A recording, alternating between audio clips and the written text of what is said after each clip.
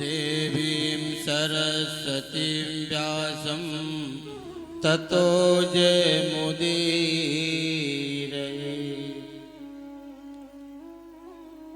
व्यास मंच पर विराजमान आदरणीय व्यास जी और सभी संगीतज्ञ बंधु, आप सभी श्रोता बंधुओं को इस दास का बारंबार प्रणाम। वैसे तो इन 6 दिनों से आप लोग ज्ञान की गंगा में डुबकी लगा ही रहे हैं। हमें ज़्यादा कुछ बोलने की आवश्यकता नहीं है, क्योंकि जहाँ पर आनंद स्वयं विराजमान हो वहाँ पर शिव क्या कर सकता है। और शिव और आनंद जहाँ मिल जाते हैं वो परमानंद हो जाता है। तो ऐसे आनंद जी के साथ में बैठ करके आप लोग परमानंद की प्राप्ति कर रहे हैं। आप सभी के लिए बहुत बहुत शुभकामनाएं। ब्रज की पावन भूमि पर आचार्य जी के सानिध्य में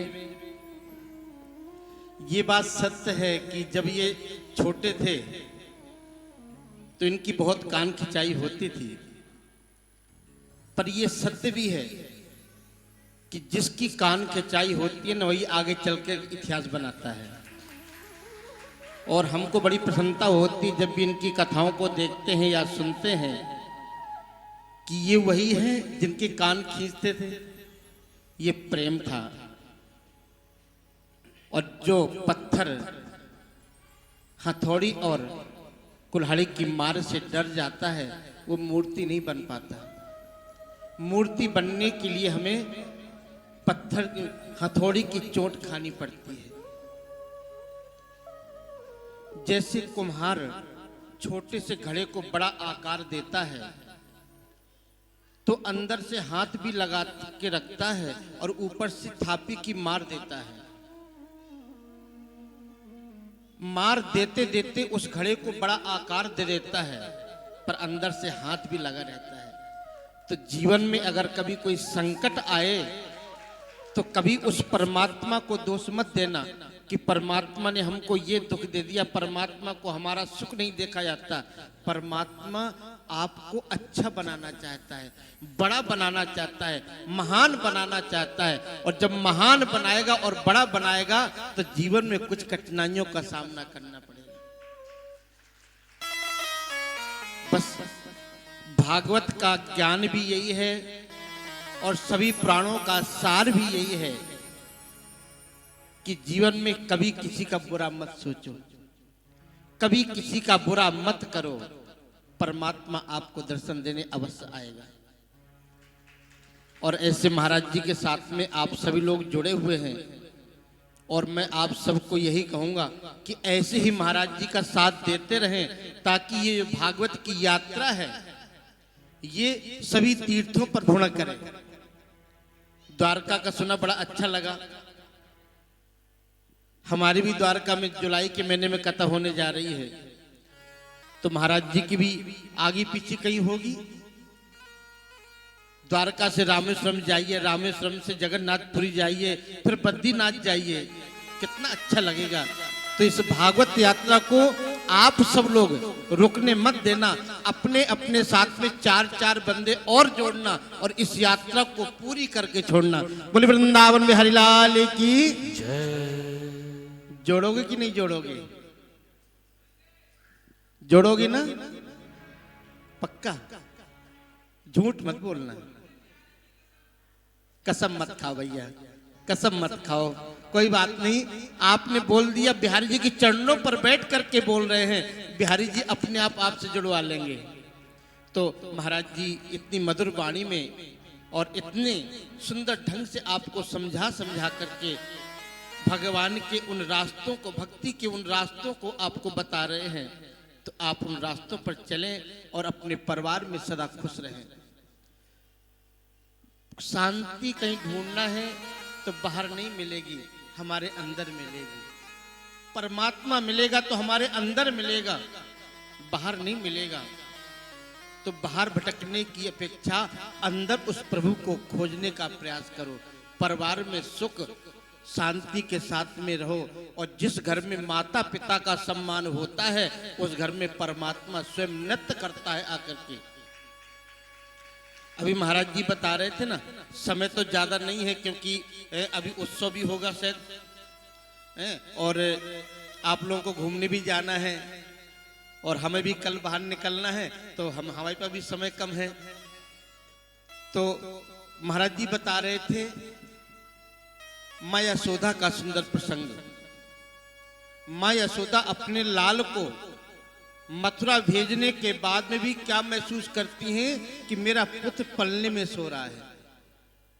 माँ का जो हृदय होता है ना, बड़ा ही कोमल होता है और संतान के प्रति माँ हमेशा शुभ ही चिंतन करती है। कोई कहते होंगे कि माँ बुरी होती है, पर जहां तक हमारा अनुभव है माँ कभी संतान का बुरा नहीं चाहती। क्यों?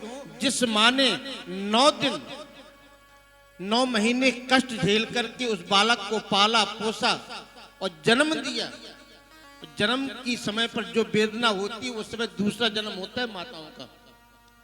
उस समय माताओं को बड़ी तकलीफ होती है।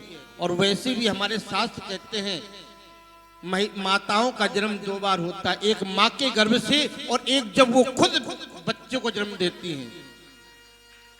तो माता सममनास्ति शरीर पोषणम, माँ के समान इस शरीर का पालन पोषण करने वाला दूसरा न हुआ है न कभी होगा।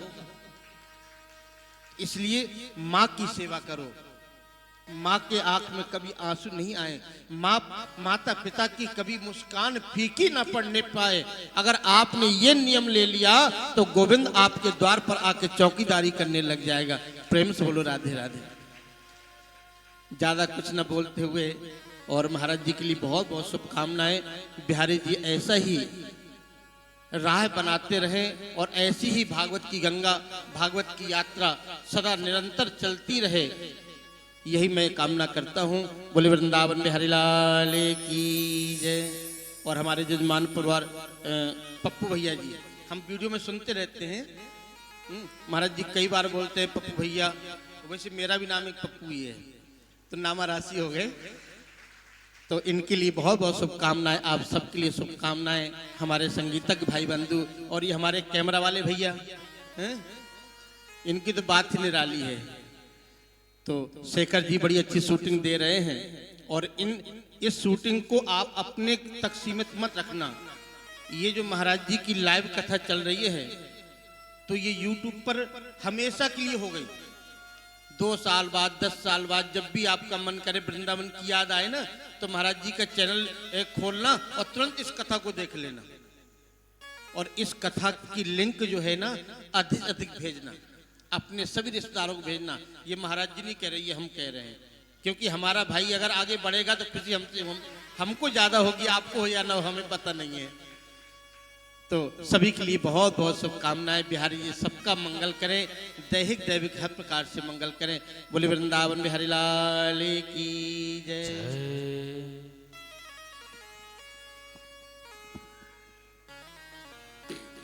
आपकी कथा को वो नित्य सुनते थे डेली, उनको नाम कथा से याद है। हमने नाम ऐसे बताया नहीं उनको, पर वो कथा डेली कितने भाव से कथा सुन रहे हैं। उनको पता है कि यजमान कौन है, पप्पू भैया। ये YouTube की कथा का फल होता है कि पता नहीं कौन से महापुरुष, कौन से संत, कौन व्यक्ति कहाँ बैठकर आपकी कथा को श्रवण कर रहा है। स्वयं व्यस्त हैं पर फिर भी देखो दास की कथा को सुन रहे हैं। तो जोरदार ताली हमारे परम आदरणीय श्री सिमरनंदन भैया के लिए। बहुत बहुत साधुवाद, बहुत बहुत प्रसन्नता, बहुत बहुत खुशी है कि जो इनका आशीर्वाद मिला है बंधुओं। बस यही ब्रज का भाव है, यही आशीर्वचन संतों के मिलते रहें और ऐसी प्रवाह धारा बहती रहे। बोलो वृंदावन बिहारी लाल की जय। कि वृंदावन की कुंज गली में